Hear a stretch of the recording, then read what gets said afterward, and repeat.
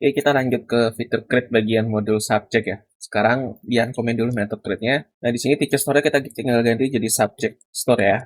Jangan lupa di use di atas kalau misalkan belum di use ya. Nah, di sini sebetulnya aku udah bikin ya untuk request subject store ya. Sebenarnya mirip aja, sama aja kayak yang ada di teacher store. Cuman membedakan adalah di baris 24 sampai baris 29 ini. Nah, teman-teman silakan pause dulu. Jadi di sini, kan kemarin kan udah kasih tahu ya, ketika kita akan memasukkan data subjek, kalau misalkan teacher ID-nya belum ada, atau ID gurunya nggak ada, maka kan pasti nanti bakal kena error ya dari SQL-nya. Nah, kita perlu melakukan pengecekan. Kalau misalkan user input ID guru yang nggak ada di data, maka akan tampilkan pesan error ID pengajar jadi temukan. Gampang aja, jadi kayak gitu aja. Di sini logiknya sederhana lah.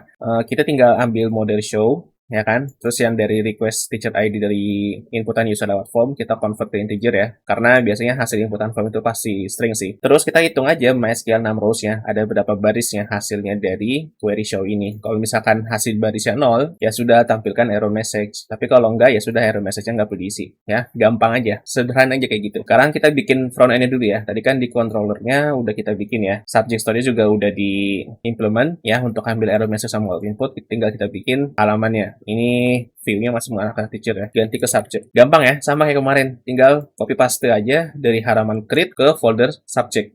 Jadi dari create teacher di copy paste ke create subject. Terus yang ada di create subject, ini jangan sampai salah buka ya. Pastikan yang kalian buka file create-nya yang di subject. Ya, bukannya di folder teacher. Tinggal kita ganti segala sesuatu yang berkaitan dengan teacher jadi subject ya. Gampang aja. Sama kayak kemarin.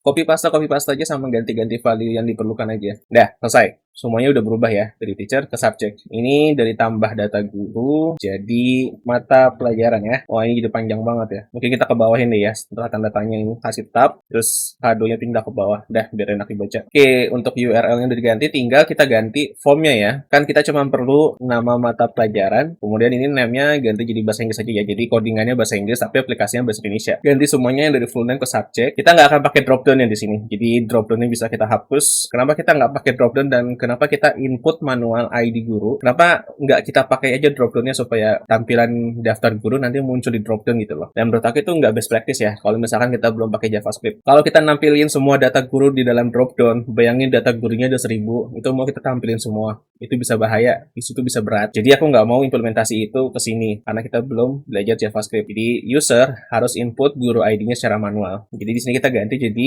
ID pengajar aja ya. Kemudian untuk value request-nya diganti jadi teacher ID. Placeholder-nya juga ganti jadi ID pengajar aja ya. Ini juga placeholder untuk nama mata pelajaran belum diganti ya. Nama mata pelajaran. Udah diganti semua. Sisanya field-field yang nggak kepake bisa dihapus aja ya. Sampai sini kayaknya. Nanti kalau salah tinggal dibenerin. Nah, karena di sini nggak ada dropdown, JavaScript bisa kita hapus ya. Selesai. Nah, front end-nya selesai. Kita coba cek dulu yuk halamannya yuk. Karena ini kan kita testing front end-nya. Ke subject, tambah mata pelajaran, oke ya, aman. Halamannya udah bisa ditampilkan ya, dan sesuai ya formnya ya.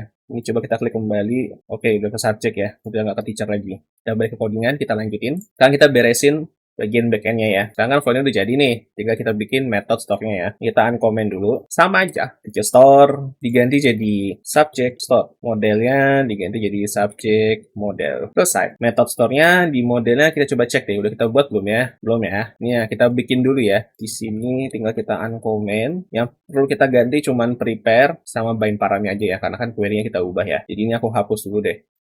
Nah, jadinya kurang lebih seperti ini ya. Gampang kan? Tinggal insert into, query-nya diganti ke nama table-nya yang kita simpen di property table. Kemudian tinggal masukin kolomnya ya, name sama teacher, kemudian value-nya tanda tanya supaya nanti tinggal di bind param. Untuk ID kita pakai D ya, atau mau pakai I juga terserah lah, sama aja. Kemarin kalau nggak salah di teacher pakai I ya, tapi sebenarnya aku lebih biasa pakai D sih, mungkin karena kebiasaan key itu integer deh. Terserah deh, mau I atau D sama aja ya. Nah, udah selesai. Tinggal kita bikin unit testnya. Fiturnya udah jadi, kita tinggal bikin unit testnya ya. Di sini berarti tinggal kita uncomment lagi untuk handle valid sama invalidnya ya. Kita ubah juga di sini jadi subject sama dengan berapa ya? 11 deh. Di tempat aku ada ya ID 11. Kalau misalkan tempat teman adanya ID 10 atau 12 atau berapa ya, sesuaikan sama database masing-masing lah. Ini teacher controller ganti jadi subject controller, with V-nya files, oke selesai. Udah, yang diganti hanya 3 ini ya. Gampang kan?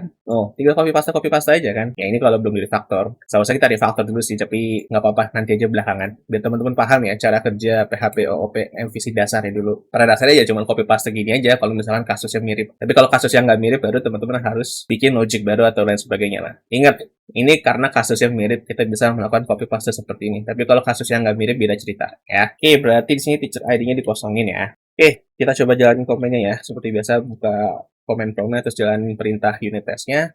Enter. Oke, untuk handle valid request-nya masih salah ya. Kita coba cek di sini, ini subject, ini teacher ID. Kita coba cek ke subject store dulu deh.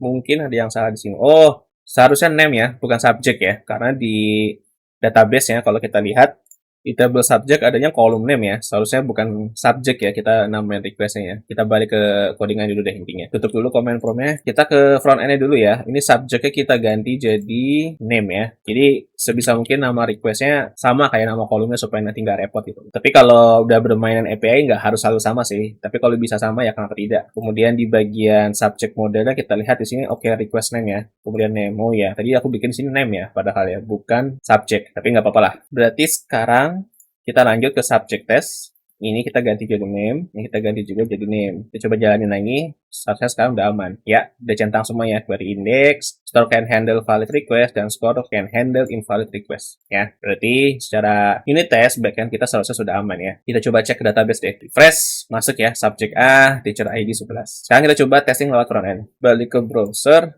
refresh dulu lah biar seger. Tambahin di sini terus ada pengajaran 10. Simpan. Oh, ini masih ke arah teacher ya setelah kita melakukan berhasil store ya. Kita coba balik codingan dulu deh. Berarti di bagian controllernya, nah ini masih ke teacher ya. Ini seharusnya kita ganti jadi subject. Oke, tes lagi lewat frontend. Balik ke browser. Kita ke subject dulu ya. Tambah mata pelajaran. Subject C. ID pengajar 9 misalnya. Simpan. Ada ya, Sensei 4, subject C. Aman ya. Berarti untuk tambah mata pelajaran udah aman nih. Kita coba negatif test case-nya nih sekarang. Simpan. Oke, nama mata pelajaran, wajib diisi, ID pengajar tidak ditemukan.